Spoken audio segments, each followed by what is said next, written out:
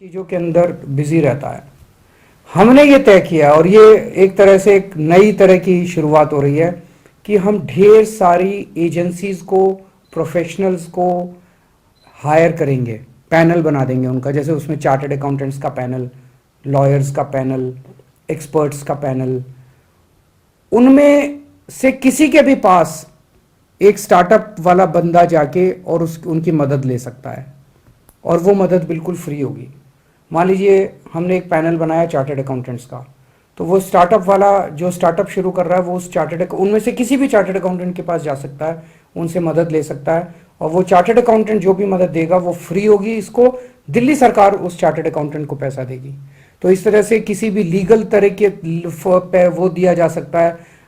Startup करने वालों को मार्केटिंग करने में मदद दी जाएगी, सोशल मीडिया में मदद दी जाएगी, पेटेंट या ट्रेडमार्क कैसे फाइल करने हैं उसमें मदद दी जाएगी, जीएसटी कैसे भरना है उसमें मदद दी जाएगी, इन्वेस्टर्स ढूंढने के लिए मदद की जाएगी, लोन लेने के लिए मदद की जाएगी, अलग अलग सरकारी विभागों से कैसे अप्रूवल लेनी है। इन सारी चीज़ों में, ढेर सारी चीज़ों में स्टार्टअप करने वाले युवा को दिल्ली सरकार फ्री में प्रोफेशनल और अलग अलग तरह की एक्सपर्ट मदद प्रोवाइड करेगी। ये सारी एजेंसी जो है उसको फ्री में मदद देंगी।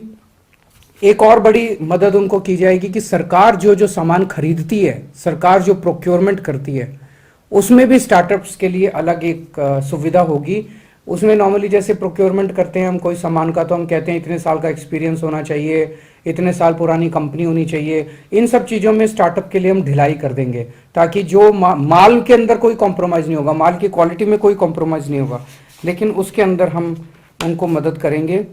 तो और जो बच्चे कॉलेज में पढ़ रहे हैं, दिल्ली सरकार के कॉलेज में कोई बच्चा पढ़ रहा है और वो कोई स्टार्टअप करना चाहता है और पढ़ते पढ़ते उसने कोई प्रोडक्ट बनाया, तो सरकार उसको अपनी पढ़ाई में 2 साल तक की छुट्टी भी देने के लिए तैयार है कि वो 2 साल की छुट्टी ले ले, अपना तैयारी प्रोडक्ट वगैरह पे लग जाए, वापस आके अपना कोर्स पूरा करके अपनी डिग्री ले जाए। तो उस पढ़ते पढ़ते कॉलेज के बच्चों को भी 1 से 2 साल तक की छुट्टी लेने की इजाज़त दी जाएगी। इसका प्रोसीजर ये होगा कि एक टास्क फोर्स बनाई जा रही है, 20 लोगों की टास्क फोर्स। उसमें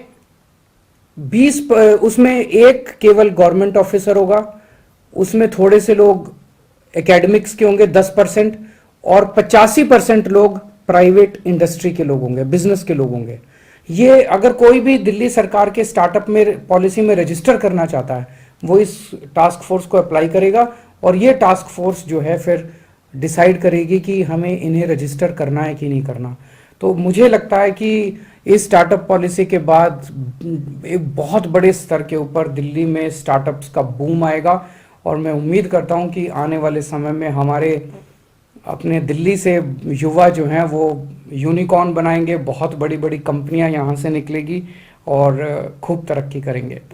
आज दिल्ली की कैबिनेट ने एक और बहुत अहम फैसला लिया, वो ये कि दिल्ली में बहुत सारे लोगों को फ्री बिजली मिलती है, इसके लिए दिल्ली सरकार सब्सिडी देती है। बीच बीच में कई लोगों के मेरे पास सुझाव आते हैं, कई लोगों की चिट्ठियां आती हैं, कई लोगों से जब मैं मिलता हूं वो कहते हैं कि सर अच्छी बात है आप हमें फ्री बिजली दे रहे हो, लेकिन हमारे में से कुछ लोग जो हैं वो सक्षम हैं, हम फ्री बिजली नहीं लेना चाहते, हम आपकी सब्सिडी नहीं लेना चाहते, आप इस पैसे को कहीं स्कूल अस्पताल बनाने के लिए इस्तेमाल कर लीजिए।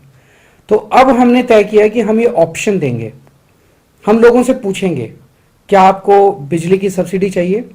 अगर वो कहेगा हाँ चाहिए तो हम उनको देंगे, अगर वो कहेगा नहीं चाहिए तो हम उनको नहीं देंगे।